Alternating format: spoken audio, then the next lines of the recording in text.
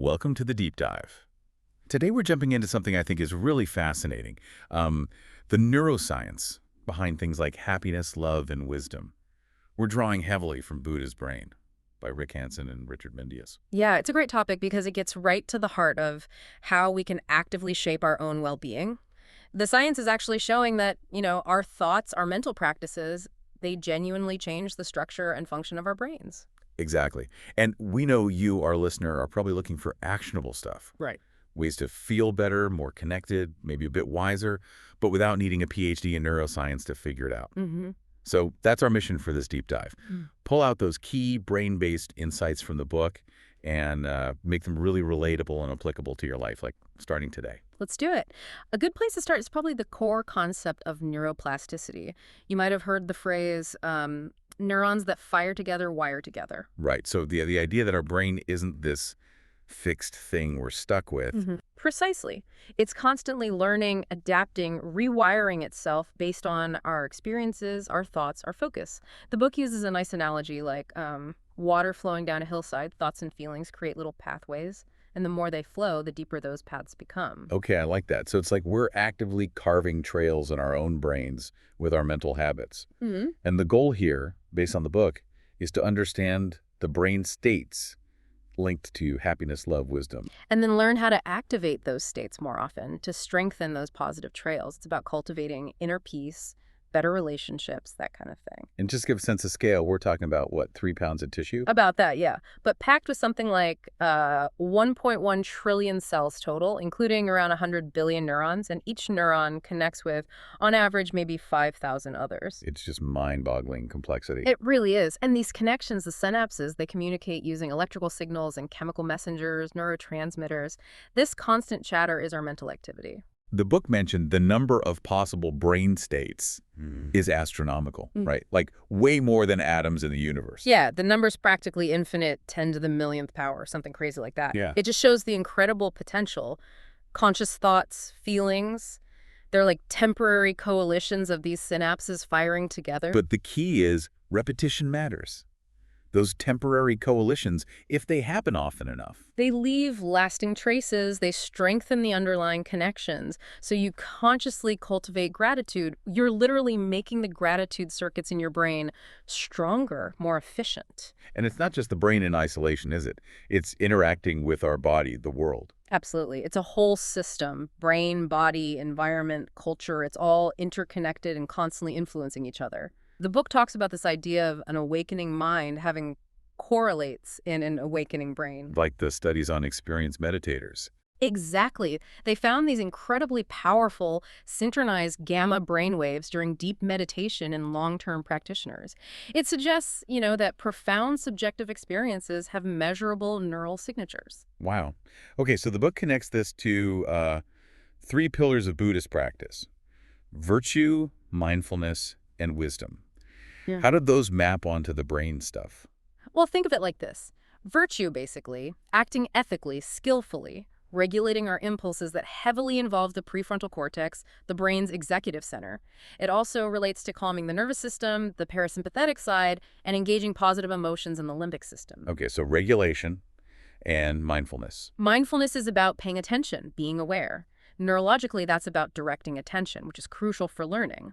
When you focus, you guide neural activity. Attention and learning. Got it. And wisdom. Wisdom in this context is about understanding, seeing clearly, making good choices, letting go of what doesn't serve you. That relates to the brain's function of selection, discerning what's important, prioritizing, letting go of unhelpful patterns. So regulation, learning, and selection.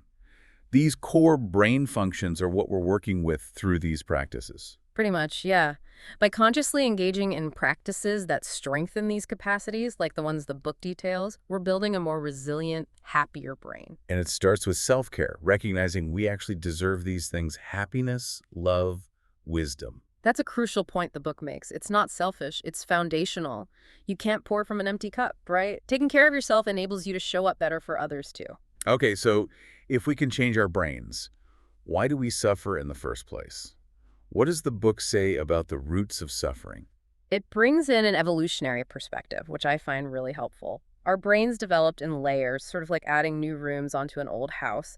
You've got the ancient reptilian parts focused on basic survival. Fight, flight, freeze. Right. Then the paleomammalian or limbic system, dealing more with emotions, relationships, motivation. And finally, the neocortex, the newest part, responsible for complex thought, language, planning.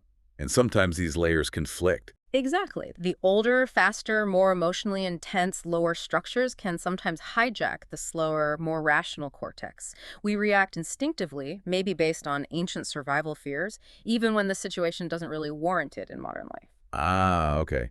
So that explains some of those knee-jerk reactions. It's part of it. Another factor the book highlights is how the brain creates this strong sense of a separate self.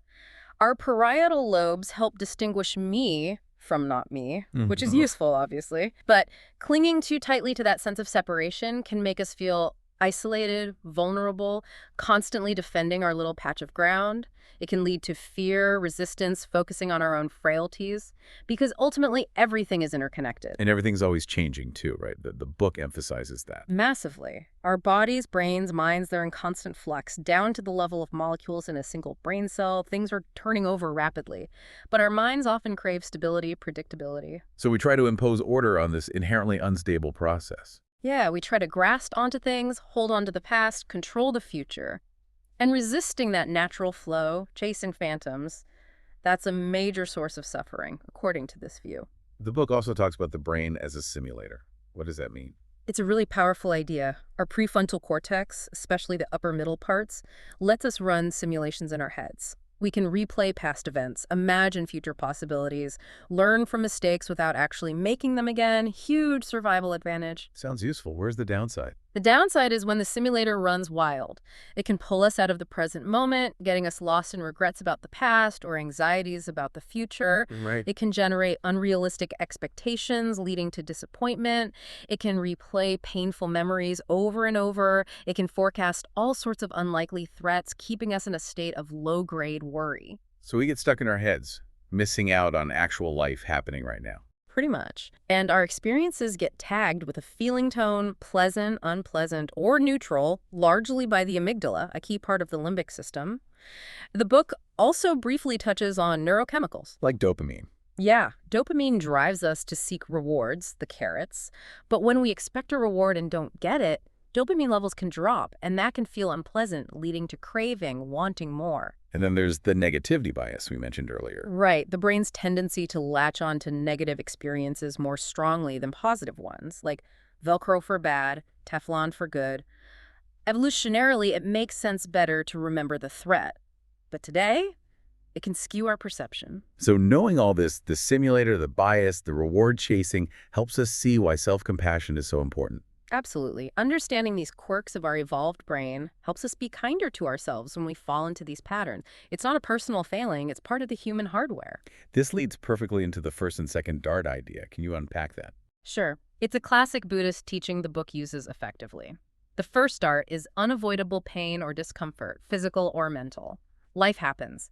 You get sick, someone is rude, plans fall through. That's the first dart. You can't really avoid those. Okay, unavoidable stuff. What's the second dart? The second dart is our reaction to the first dart. It's the suffering we add on top. It's the anger, the resentment, the self-pity, the endless rumination, the why me that we layer onto the initial pain. These are self-inflicted.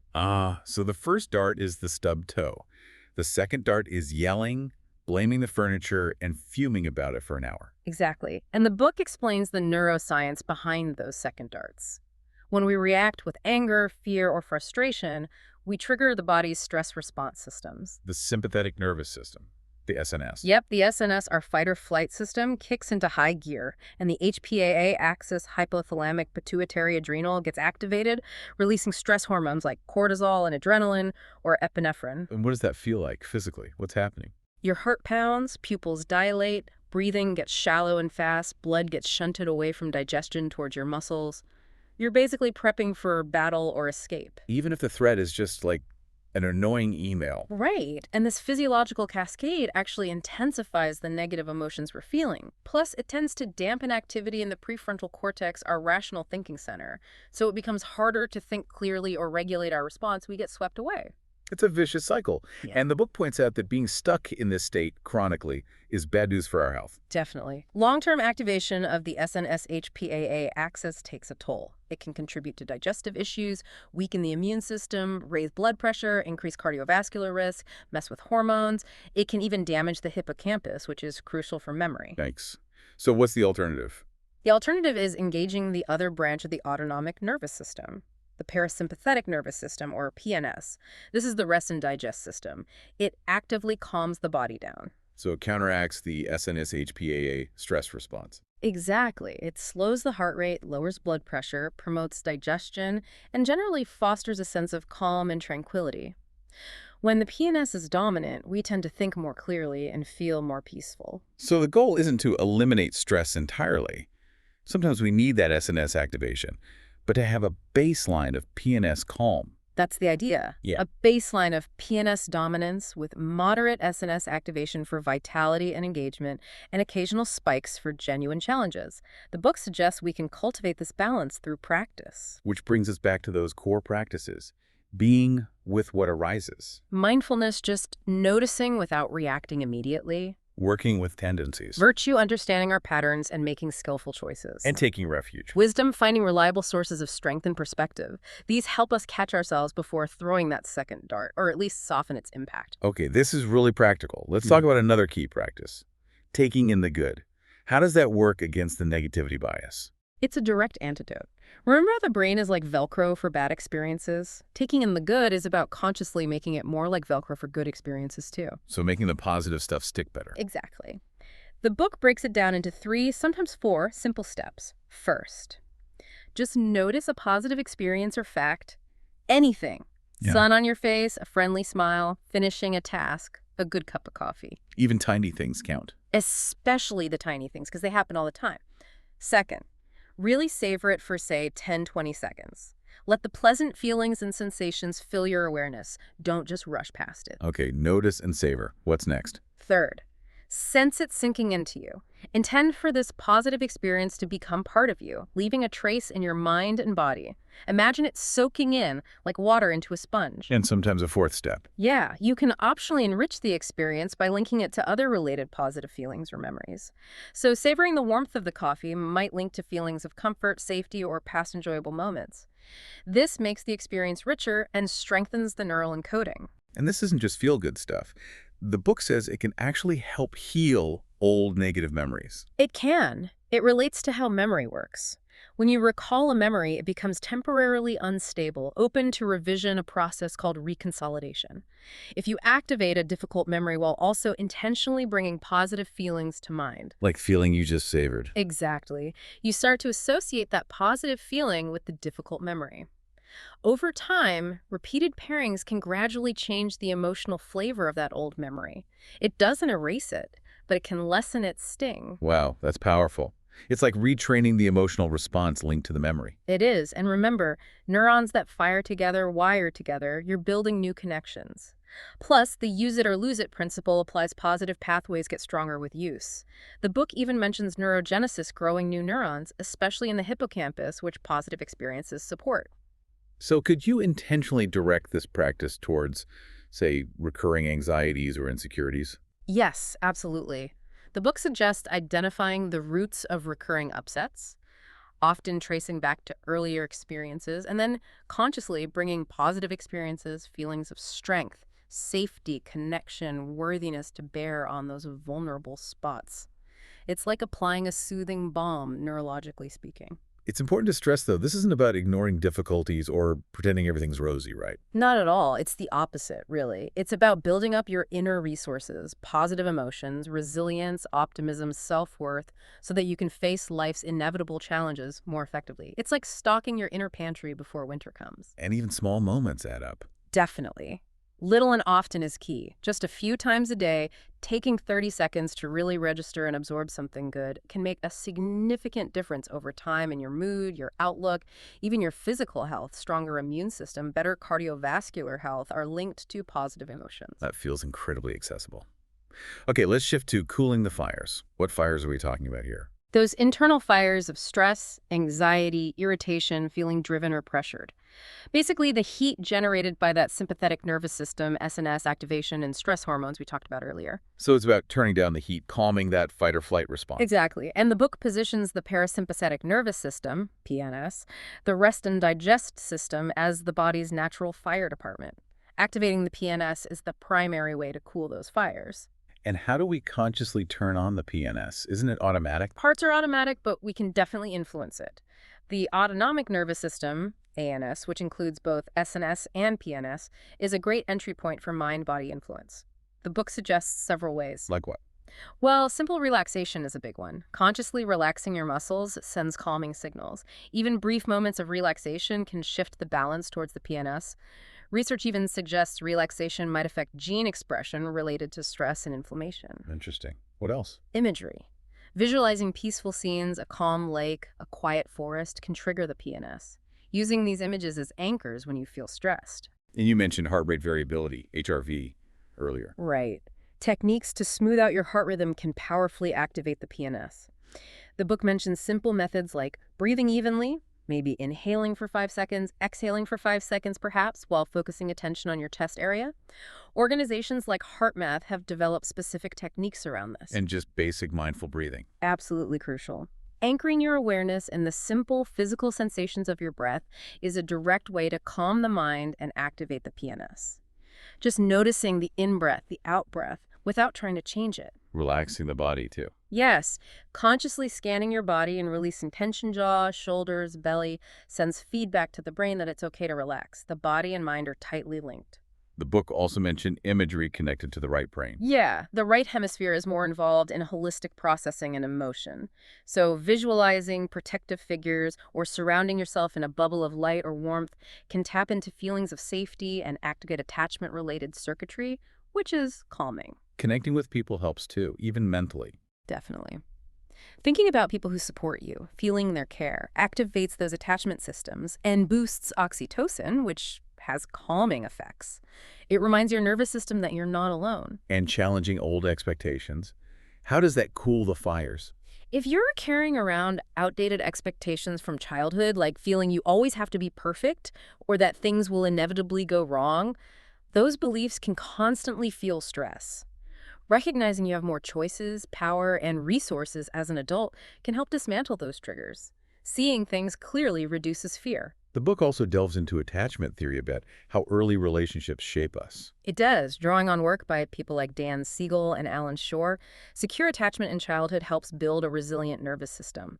But even if early experiences weren't ideal, the book suggests we can cultivate earned secure attachment later in life. How? Through self-understanding, self-compassion, seeking out healthy relationships, and practicing mindfulness, which seems to strengthen brain regions involved in emotional regulation and self-awareness. And the idea of refuge.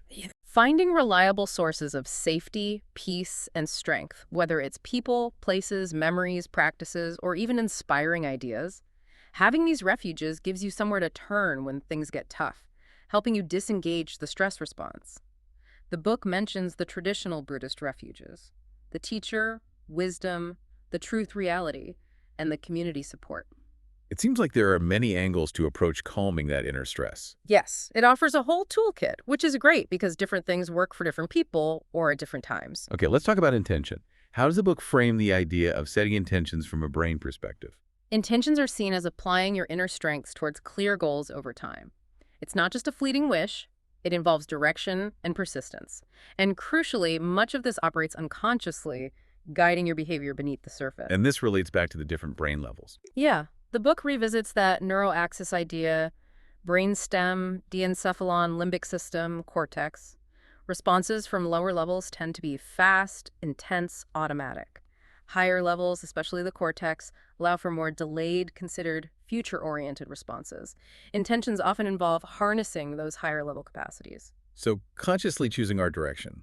The book mentions two main motivational hubs. Right. The anterior cingulate cortex, ACC, and the amygdala. Think of the ACC as more top-down, involved in deliberate, reasoned goals and effort. The amygdala is more bottom-up, driving reactive, passionate pursuits based on immediate threats or rewards. And they interact. Constantly. Our motivated actions are usually a blend of both. Setting intentions involves strengthening the ACC's influence, guiding behavior based on values rather than just immediate impulses. How is this different from just craving something? That's a key distinction. Wholesome intentions are about the direction of effort, the aspiration. Craving is more about attachment to a specific outcome, which can lead to suffering if you don't get it. Intention is about the journey. Craving is fixated on the destination. And we need inner strength to follow through on intentions. Absolutely. Strength comes in many forms: perseverance, courage, determination, patience. The book offers an exercise to cultivate this sense of strength. How does it work? It involves tuning into the feeling of strength in your body, recalling times you felt strong or determined, and maybe connecting that feeling with supportive relationships or figures who embody strength for you. You're trying to activate and internalize that quality. Making strength a resource you can draw on. Okay, moving towards happiness. The book talks about equanimity. What is that exactly? Equanimity is basically inner balance, steadiness. It's Yeah. not being constantly tossed around by pleasant or unpleasant experiences. Situations still happen, but they don't hijack you. You see their characteristics without feeling demanded upon by them. And this relates to the nervous system. Yes, PNS activation is key. It helps dampen the reactivity of the stress systems, limbic, HPA, SNS. You stop reacting to your own reactions, breaking the feedback loop that amplifies upset. So could you practice bringing equanimity to things that usually trigger you? That's the idea. Notice a trigger, maybe greed for something or aversion to something else, and consciously activate those PNS calming techniques we discussed. Breathing, relaxation, imagery. You bring tranquility to the challenging experience. Now, the book puts a huge emphasis on social connection for happiness. Yeah. Why is that so important from a brain perspective? It's deeply wired in. For vertebrates, mammals, and especially primates like us, developing social abilities was a major driver of brain evolution. Being good at navigating social groups meant better survival and reproduction. Bigger groups, bigger brains. There's a correlation, yeah. More complex social structures seem to go hand in hand with larger cortices. The book mentions spindle cells, special neurons found mainly in great apes and humans, that seem to support advanced social functions like empathy and consolation. And humans are particularly social. Incredibly so. Studies show even young human children outperform other apes on tasks involving social learning and understanding intentions, even if they lag on purely physical tasks. We're built for connection. And in our evolutionary past, cooperation was essential. Absolutely. Think hunter-gatherer bands. Cooperation in hunting, gathering, childcare, defense, it was critical. This likely drove the evolution of things like altruism, generosity, concern for reputation, fairness, complex language, forgiveness, even morality, and maybe religion. So our happiness is deeply tied to the quality of our relationships. Empathy seems foundational here. It is. Empathy is the ability to sense into another person's experience, to feel with them. It's the basis of feeling understood and connected. How does empathy work in the brain? The book describes three main neural systems involved. First, mirroring actions. Using mirror neurons, we simulate others' movements internally. Second, sensing emotions. Mainly via the insula and related circuits, we resonate with others' feelings. Third, understanding thoughts and perspectives. Theory of mind, which involves areas like the medial prefrontal cortex. And can we get better at empathy? Definitely. The book suggests practices like really paying attention to others, noticing their body language and actions, intentionally sensing into their feelings, actively imagining their perspective, using imagery to connect, and simply wishing them well. And compassion builds on empathy. Yes. Compassion is empathy plus the active wish for suffering to end. It's not just feeling with someone, it's also caring about their well-being and wanting to help if possible. It involves both wishes and feelings. How can we cultivate compassion? A classic practice, mentioned in the book, is to systematically extend compassionate wishes to different people. Start with someone easy, a benefactor or a loved one, then a neutral person, then someone difficult, and importantly, yourself. You actively cultivate the feeling of wishing them well, wishing their suffering to cease. What about assertiveness? Standing up for ourselves kindly. That's crucial too. Assertiveness, as the book frames it, is about speaking your truth and pursuing your aims respectfully, based on what it calls unilateral virtue, doing the right thing regardless of how others respond in effective communication. So it requires both head and heart. Exactly. The head part involves your prefrontal cortex clarifying values, planning, considering consequences. The heart part involves the limbic system mobilizing inner strength, connecting with feelings, embodying virtues like courage and kindness. The book talks about an equilibrium of virtue. What's that? It's about finding a balance, identifying your core aims, like non-harming honesty, staying within reasonable bounds. The book mentions wise speech, well-intended, true, beneficial, timely, not harsh, and navigating changes smoothly without causing unnecessary disruption. Any tips for communicating more effectively, more virtuously? Yes, several good ones, drawing partly on nonviolent communication, NVC ideas. Be mindful of your own feelings and wants first. Take responsibility for your needs. Focus on one issue at a time. Communicate for yourself, not necessarily to change the other person. Stay guided by your own values. Watch your tone. Focus on your own experience. I feel X when Y happens. Maybe adding the underlying need. I feel frustrated because I need clarity. That I feel Y because I need Z sounds like a useful formula. It can be very helpful for clear, non-blaming communication. Marshall Rosenberg developed that NVC framework. And underlying all this relationship stuff is the intention of kindness, wishing others well. That's presented as a core foundation. Cultivating loving kindness, or metta, is a central practice. Like compassion, it involves both wishes and feelings, mobilizing those positive PFC and limbic networks. Is it similar to the compassion practice? Very similar structure.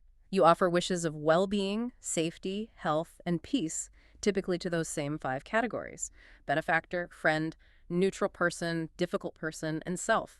You focus on generating the feeling of boundless goodwill. The book suggests specific phrases. Yeah, classic phrases like, may you be filled with loving kindness, may you be well, may you be peaceful and at ease, may you be happy. You repeat them while focusing on the person and trying to evoke the corresponding feeling. And you can bring this feeling to specific situations too. Absolutely. You can direct loving kindness towards difficult interactions, challenging tasks, or even parts of yourself you struggle with. The book describes it as a fearless, passionate cherishing of everyone, yourself included. How do we deal with the opposite ill will or anger? Awareness is key. Notice the factors that prime you for anger, stress, pain, hunger. Practice non-contention. Don't argue just for the sake of it. Learn to step back, decouple your thoughts from immediate reaction, and actively prime positive feelings. Recall feeling loved. Focus on shared humanity, us instead of them. Okay, powerful stuff for happiness and relationships. Yeah. Let's move into wisdom. How do we grow wisdom, according to the book? The primary path highlighted is mindfulness, and the main way to cultivate mindfulness is meditation. What are the benefits of meditation mentioned? Lots. Improved productivity, learning, concentration, insight, emotional regulation, even physical health benefits.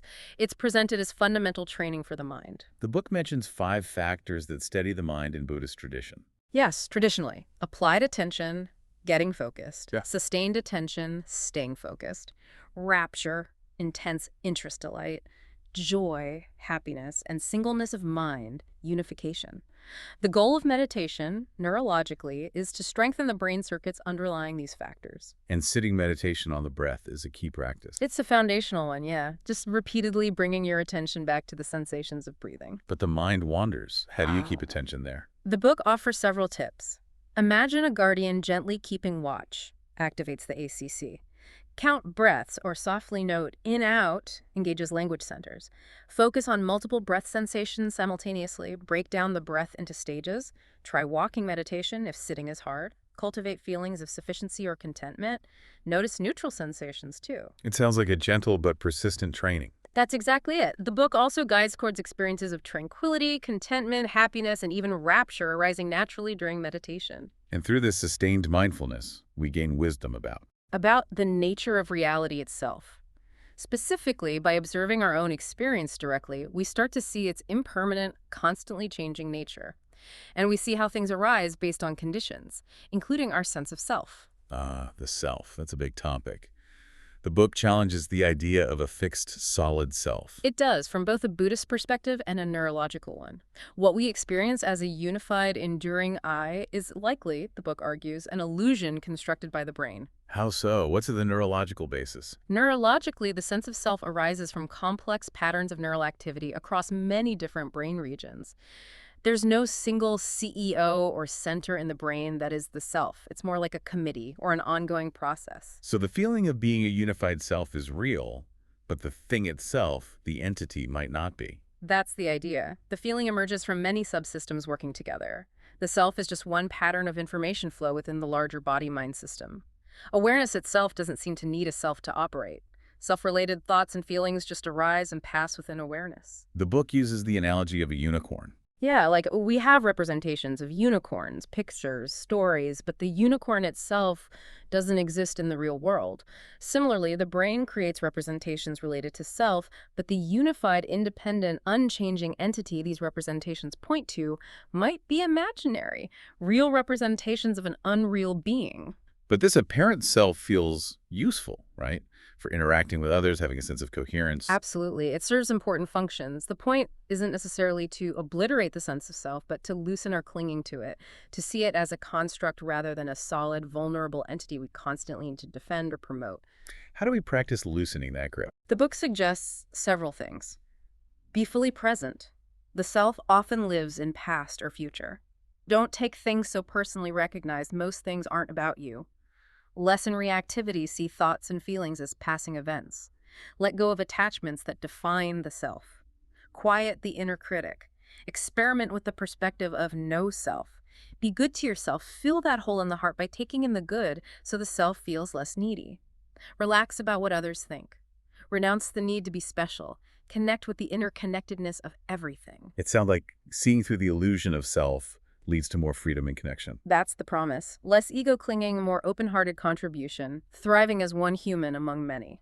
Okay, before we wrap up, the book touches on basic brain care. We shouldn't neglect the fundamentals, right? Definitely not. A brain-friendly lifestyle supports everything else we've talked about. This means, a healthy diet, whole foods, limiting processed stuff, sugar, unhealthy fats, maybe identifying food sensitivities. Exercise. Crucial. Both aerobic exercise and some strength training are beneficial for brain health. Sleep, stress, connection. Yep. Aim for 7-9 hours of good quality sleep. Actively manage stress using those PNS activating techniques, and maintain strong social connections. These are all pillars of brain well-being. What about basic supplements? Does the book mention any? It suggests a few foundational ones, always best discussed with a healthcare professional, of course. A high-potency multivitamin, multimineral, paying attention to B vitamins and folic acid for neurotransmitter production. Omega-3 fatty acids, especially DHA and EPA, are important for neuronal structure and function, mood, and inflammation. And maybe vitamin E, the TOCA4 forms, for its antioxidant effects. And specific nutrients for neurotransmitters. It briefly mentions things like choline for acetylcholine, but strongly advises doing this only under professional guidance, as balancing neurotransmitters is complex. Good advice. Okay, this has been a really rich deep dive. Let's try to summarize the key takeaways. Oh, we started with the big one. Neuroplasticity. Our brains can change based on our mental activity. We are active sculptors of our own neural landscape. Right. And we explored the roots of suffering, how ancient survival strategies, the negativity bias, and clinging to a separate self can cause distress in modern life. The first versus second dart idea was powerful there. Then the practical tools. Consciously taking in the good to counteract negativity bias and build inner resources, and cooling the fires by activating the parasympathetic nervous system through relaxation, breathing, imagery, and connection. We looked at setting wholesome intentions, distinguishing them from craving, and drawing on inner strengths. And cultivating happiness through connection, understanding the social brain, developing empathy, compassion, assertiveness, and loving kindness. Those communication tips were really useful too. Finally, growing wisdom through mindfulness and meditation, understanding the impermanent, constructed nature of the self, and loosening its grip for greater freedom. Plus, taking care of the physical brain. And the overarching theme seems to be that small, consistent efforts really do add up. Intentionally practicing these skills, even for a few minutes a day, can lead to significant positive changes over time. It's empowering. So for you listening, here's a final thought to mull over.